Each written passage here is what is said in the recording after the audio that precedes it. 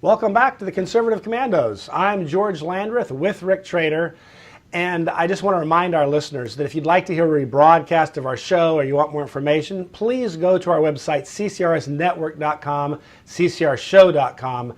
Also, always, please like us, friend us, and follow us on Facebook and Twitter. Just look for the Conservative Commandos, or in my case, look for George Landreth. You'll find us there, and we would appreciate you following us. I am pleased to introduce our second guest for this show. That is Lieutenant Colonel Daniel L. Davis. He is a retired member of our armed forces. He was in the Army. He is now a senior fellow with Defense Priorities. Now, he served in the U.S. Army for 21 years, and he was deployed into combat zones 4 times, beginning with the Operation Desert Storm in 1991. And then in Iraq in 2009 and Afghanistan twice. He's been awarded the Bronze Star for Valor. He's received another Bronze Star.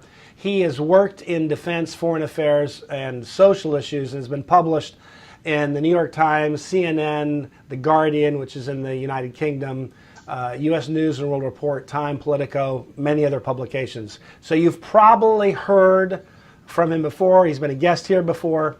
But in his 21 years of service, he also had the duty to be a U.S. advisor in South Korea to their army, and that's why we have him here on the show today. So, welcome, Lieutenant Colonel Davis, back to the Conservative Great. Yeah, Commandos. thanks for having me. I look forward to being on your show today. Absolutely. Let's start this conversation off discussing some of the challenges that the Trump administration faces in trying to forge a workable, enforceable agreement with North Korea. Well, that's going to be a pretty long list of things. There's many things that are weighing in it and against that. Not the least of which is the history of the North Korea and United States relations, especially since they started even making any headway on producing a nuclear weapon back in the early 1990s.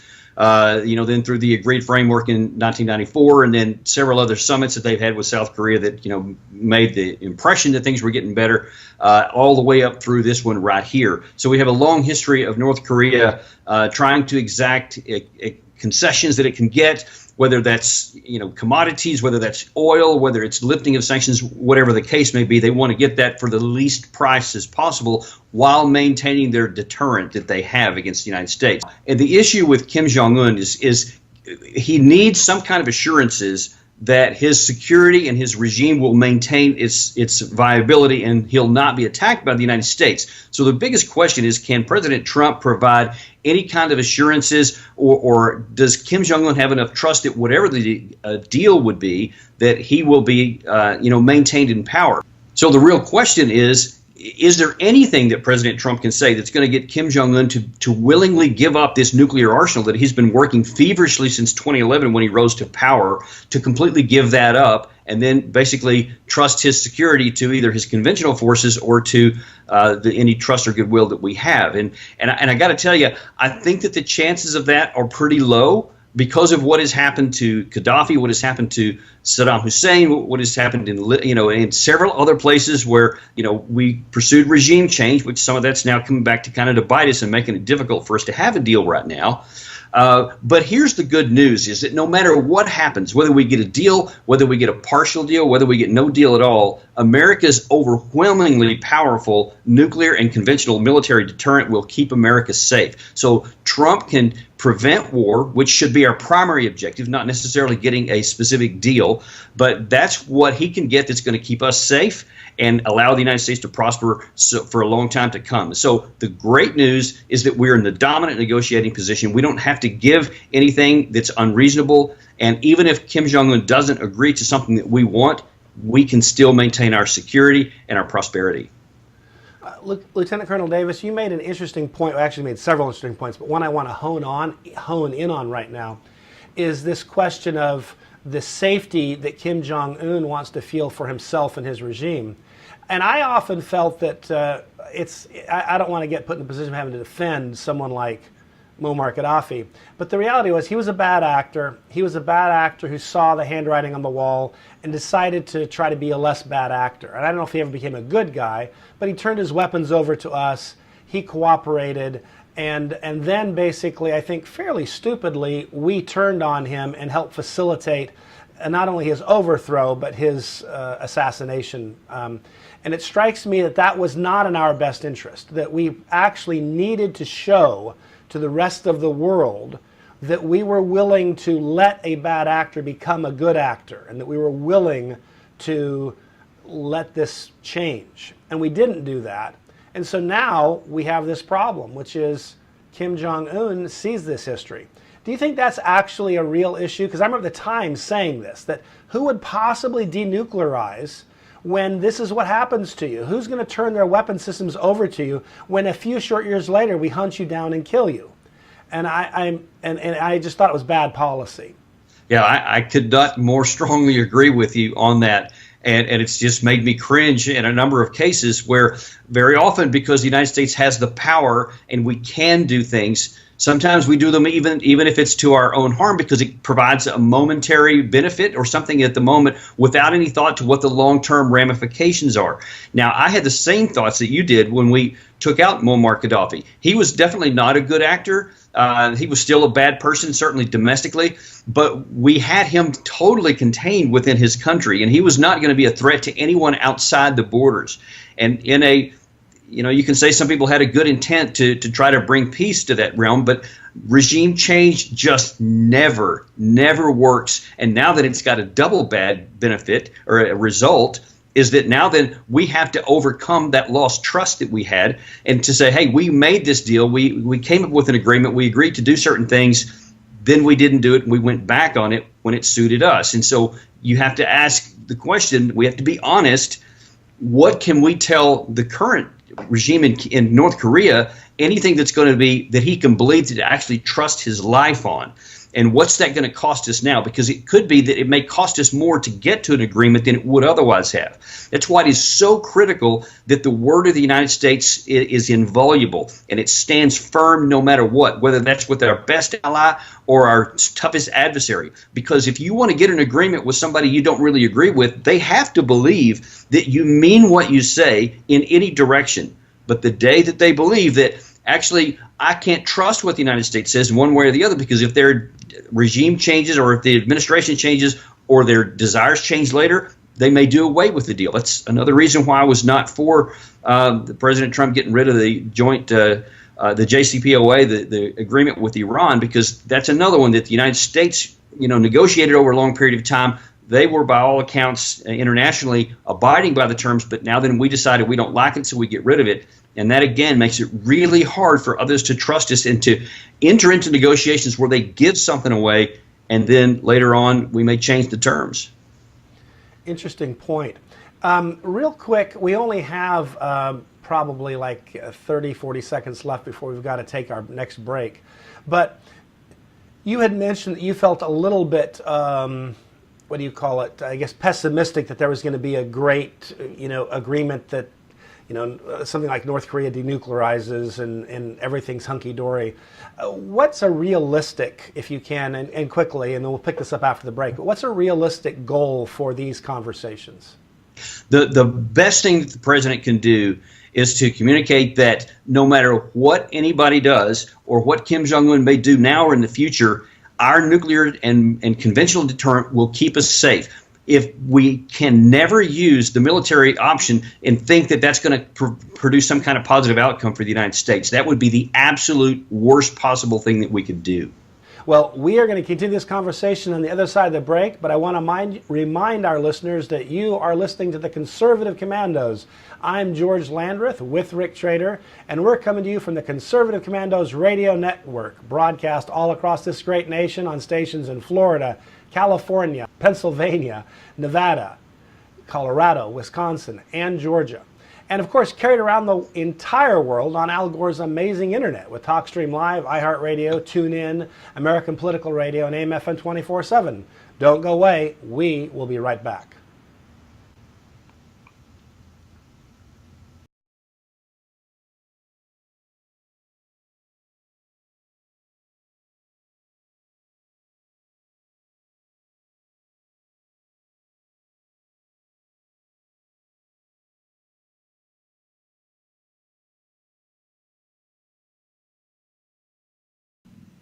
Welcome back to the Conservative Commandos. I'm George Landreth with Rick Trader, and I just want to remind you, you can always check out our websites, ccrsnetwork.com, ccrshow.com, and of course, like us, friend us, follow us on Facebook, Twitter.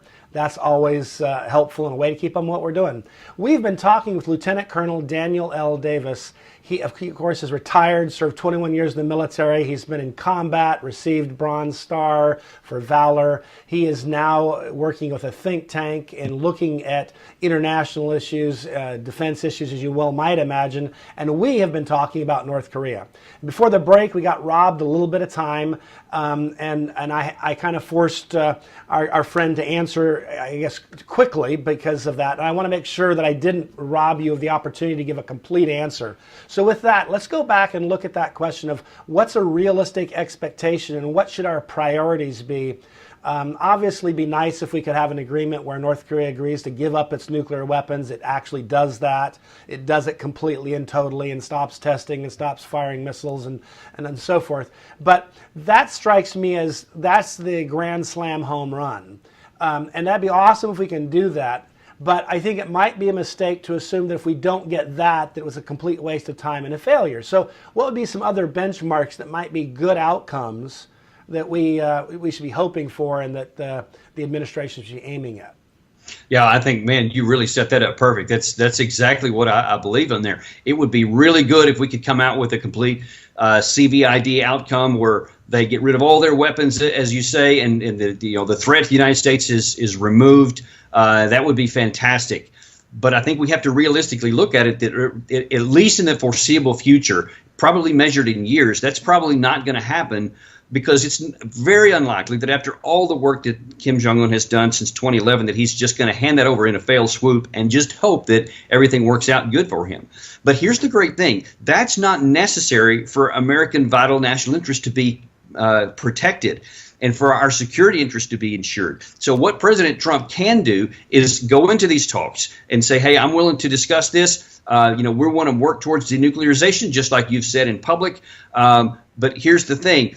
I'm not going to compromise on the security of our country at all. And our military deterrent is overwhelmingly the most important thing, because the good thing about what helps President Trump out here is that Kim Jong-un has said many times that he wants to improve his country. He definitely wants regime survival as his primary objective. And he wants to expand their economics inside and to make their country more prosperous. That's all great, because that means that we have leverage that we could deny him any of those things should he ever get reckless and try to use any of his weapons of mass destruction in an offensive way.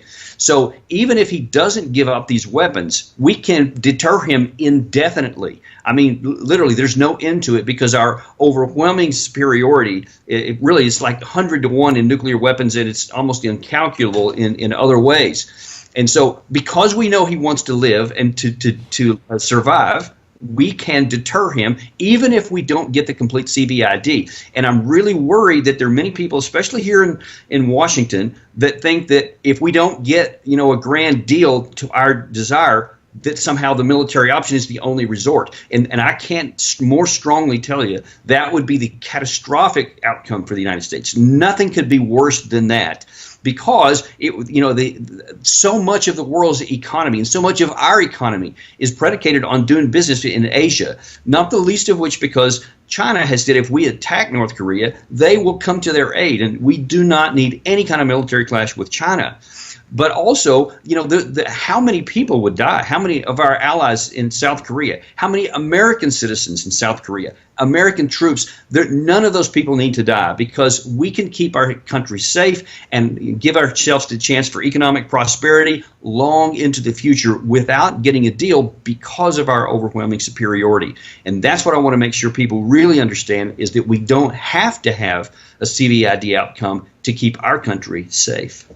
Right, so it's not an all or nothing deal. This isn't like we have to hit a grand slam or we lose.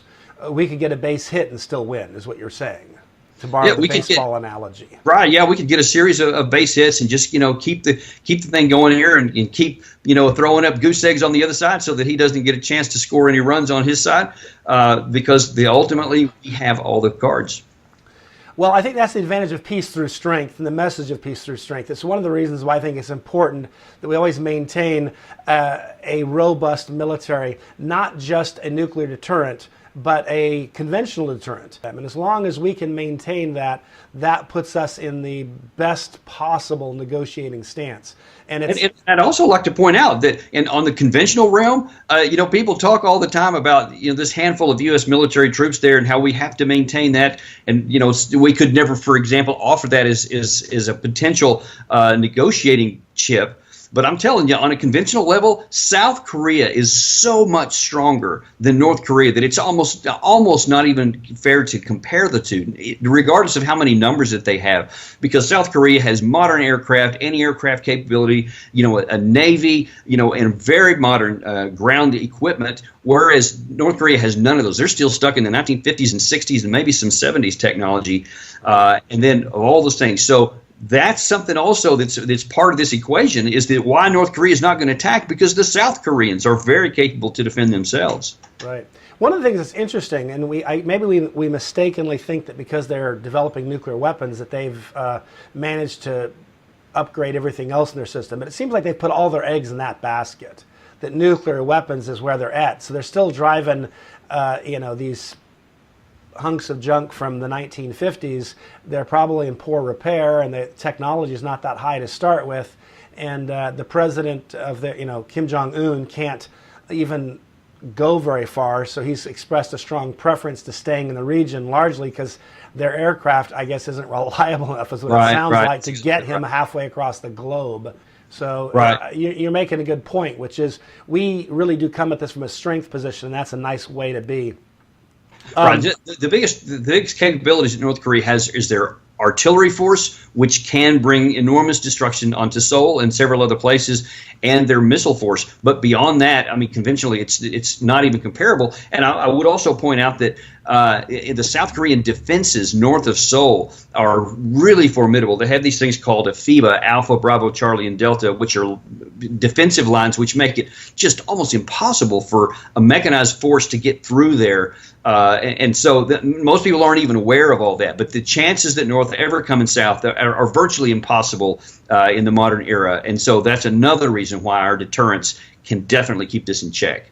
Well, that's good news. It's nice to feel like we're not our head is not between a rock and a hard place. Well, Lieutenant Colonel Davis, can you just tell us how we can follow your work? You bet. I'd be honored. The best way, I put all my television, radio, and written work on my Twitter account, which is Daniel L. Davis 1, or at Daniel L. Davis 1, or they can go to defensepriorities.org and look at the media page we have there. Excellent. Well, thank you so much. Lieutenant Colonel Daniel L. Davis with Defense Priorities. Great talking with you. We're up against the break, but I want to remind our listeners, we are the Conservative Commandos. I'm George Landreth with Rick Trader, and we're coming to you on the Conservative Commandos radio network, broadcast all across this great nation in Georgia, Wisconsin, Colorado, Nevada, Pennsylvania, California, and Florida. And, of course, around the world on the Internet, TalkStream Live, iHeartRadio, TuneIn, American Political Radio, AMFM 24/7. Don't go away. Rick and I will be right back.